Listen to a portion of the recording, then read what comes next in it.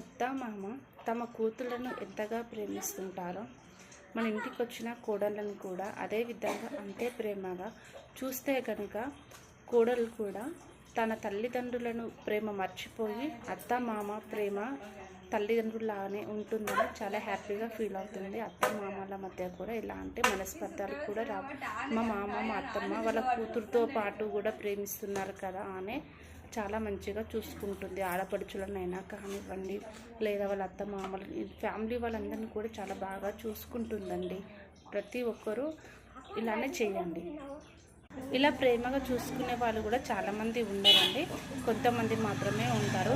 ఆ కొంతమంది కూడా మొత్తం చేంజ్ అయ్యి కోడలని ప్రేమగా చూసుకుంటే కనుక చాలా ఫ్యామిలీ చాలా హ్యాపీగా ఉంటుందండి. ఎలాంటి గొడవలు డిస్టర్బెన్స్ అనేవి ఉండవండి.